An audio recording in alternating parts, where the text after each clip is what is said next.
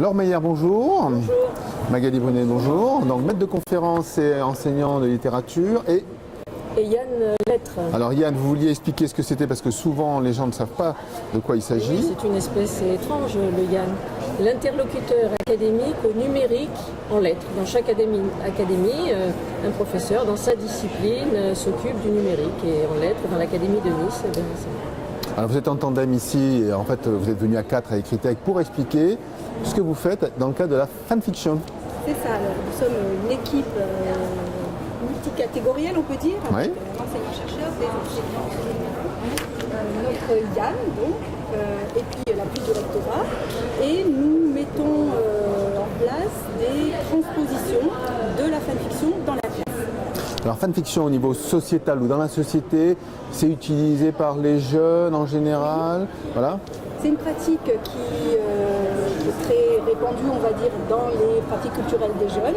Il s'agit d'écrire des histoires à partir d'œuvres dont on est fan, fanfiction, en les transposant, en les écrivant comme on aurait souhaité les lire, en les parodiant éventuellement. Et nous, il nous a semblé que cette pratique-là, elle était tout à fait intéressante dans un contexte scolaire. Donc vous transposez ça dans le contexte scolaire. Alors l'idée est venue de l'enseignant, de la maître de conf. le maître de conf y est pour beaucoup.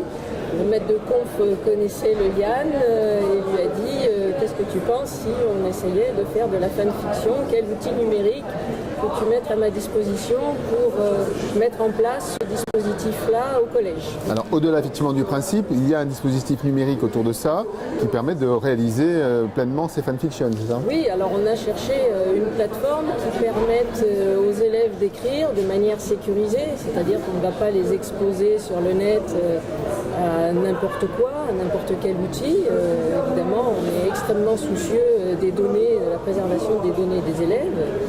Donc il nous fallait un outil à la fois simple et en même temps assez puissant et tout à fait sécurisé.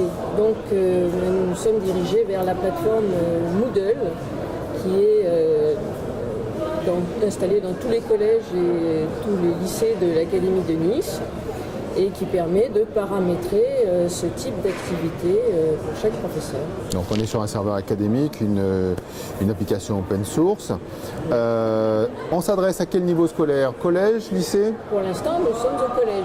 Vous êtes au collège? C'est la possibilité de On peut faire au lycée, bien sûr. C'est même en train d'être expérimenté dans les classes de cycle 3, donc CM1, CM2. D'accord. Quelque chose qui peut être transposé aux différents niveaux. Alors, on parlera de l'activité recherche, je sens qu'elle a envie de le dire. Les élèves choisissent leur fiction, c'est proposé, comment ça se passe? Pour l'instant, on leur propose quand même un texte que le professeur a choisi dans le cadre de l'étude de l'œuvre intégrale des programmes. Donc, c'est vraiment le professeur qui détermine quelle est l'œuvre qui sera lue, sachant que dans le choix de l'œuvre, on peut tout de même aller chercher des textes qui résistent un petit peu à la lecture, dans la mesure où l'élève va être accompagné, on va lui demander son sentiment de lecteur, il ne va jamais être laissé sans garde-fou, sans moyen d'exprimer ses goûts, ses émotions face à la lecture et ses difficultés. On peut proposer des textes un petit peu ambitieux. C'est même justement le but, parce que l'idée ce n'est pas de faire de la fanfiction telle qu'elle se fait sur Internet habituellement, c'est d'utiliser cet outil pour enseigner. Pour enseigner. Évidemment, on n'a pas tout pris des fanfictions qui se pratiquent habituellement. Donc on lâche un peu le côté fan, quoi, en gros. Non, on n'a pas lâché le côté fan, on a lâché la question du choix, du départ, pour effectivement favoriser, en fait, une des choses qui est très difficile en classe, c'est la lecture de l'œuvre intégrale. Donc c'est ça l'idée, c'est comment trouver une réponse à la difficulté qu'ont les enseignants pour faire lire l'œuvre intégrale en classe. Et pour nous, la fanfiction, son adaptation, c'est une réponse. Alors en classe, je suppose qu'on va choisir des œuvres où il y a plein de personnages pour que chacun s'y retrouve. Le choix de l'œuvre est en effet assez déterminant, bien entendu. Ça nécessite qu'on réfléchisse véritablement au niveau de la classe, peut-être même à la personnalité de la classe. En effet, des œuvres ambitieuses, résistantes, mais au travers desquels les enfants, les élèves, peuvent trouver des repères, des identifications positives, négatives. Bien entendu, le sujet lecteur se construit et le petit sujet tout court se construit au travers d'identification grâce à la lecture. C'est bien de ça qu'il s'agit. D'accord. Donc Madame Bovary, qui veut faire Madame Bovary? Effectivement, dans Madame Bovary, on peut très très bien imaginer une fanfiction. On peut se poser la question de la suite de Madame Bovary et de ce qui peut arriver à la petite Berthe à la fin. Et on peut penser à une extension, on peut sauver le personnage de Charles Bovary qui, le pauvre, n'est pas tellement gâté. On peut vraiment faire beaucoup de choses en écrivant dans les blancs de Flaubert. Oui, parce qu'en fait l'idée ce n'est pas de prendre la place d'Emma Bovary, mais c'est de se dire comment j'aurais voulu moi que Madame Bovary que ça se termine. D'accord.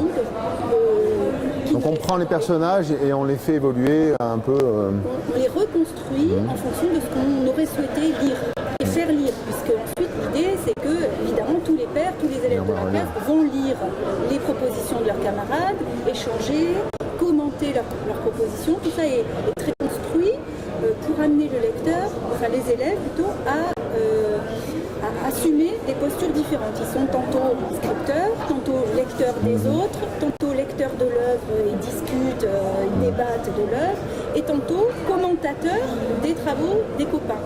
Et c'est l'ensemble de toutes ces postures qui fait développer des compétences nouvelles. D'accord, et on se rend compte aussi de la... En termes numériques, j'ai envie de dire que c'est du hacking de personnages. Oui, c'est ça, oui, c'est du détournement. Donc, c'est du détournement, et il y a quelque chose du côté hacker, et c'est peut-être d'ailleurs pour ça que les élèves sont à fond sur ce type d'activité. Ça a vraiment un succès chez eux. Ça doit développer beaucoup, dans une œuvre historique, j'imagine que ça doit faire appel aussi à des contextes historiques, donc on va discuter sur le contexte historique, la personnalité du personnage, la psychologie par rapport à ce qui s'est passé, non? Bien entendu, oui, ils vont arriver à se poser des questions qu'ils ne se seraient jamais posées, ou qui auraient paru rébarbatives. Ils vont finir par se les poser eux-mêmes, à eux-mêmes, les uns aux autres, et à trouver eux-mêmes des réponses en les cherchant spontanément eux-mêmes. Et à partir de ce moment-là, le pari est gagné. Vous sortez un petit peu du cadre, donc j'imagine que comme il va y avoir des effets miroirs par rapport à leur vie, et s'ils se plongent dans un personnage, il doit y avoir peut-être des échanges par rapport à ce qu'ils font aujourd'hui, et donc là on sort un peu du cadre. C'est pas sortir du cadre, ça s'appelle l'actualisation, c'est simplement arriver à ce que l'œuvre nous parle aujourd'hui comme un lecteur. C'est ce qu'il pratique, quand on est un bon lecteur, finalement on cherche à trouver des réponses dans un ouvrage. On amène l'élève à se projeter dans un tel contexte, c'est-à-dire qu'effectivement, ce qui est souvent en jeu, notamment dans les forums, ce sont des questions de valeur, des débats sur les qualités, les défauts, qu'est-ce que j'aurais fait à sa place. Et finalement, c'est ça le mécanisme de la lecture, c'est expérimenter à travers un personnage des situations qu'on n'a pas vécues mais qui nous aident à grandir finalement. Donc l'équipe là, qui est malheureusement pas toute là, j'imagine elle s'éclate sur ce sujet-là.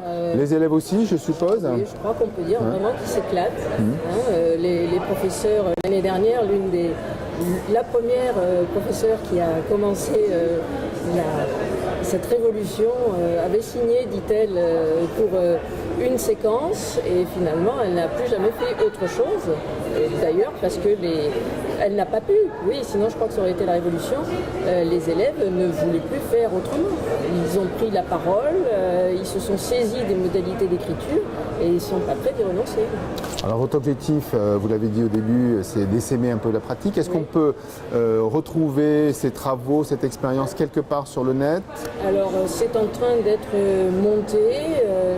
J'essaye de monter des tutoriels, de guider les enseignants en montrant pas à pas comment on peut faire pour monter soi-même une fanfiction avec une classe, 2 classes, 3 classes, avec des variations possibles, et pour mettre à disposition des collègues qui ont envie de tenter l'aventure les meilleurs moyens, les raccourcis pour ne pas patauger et se faire plaisir et faire plaisir à leurs élèves.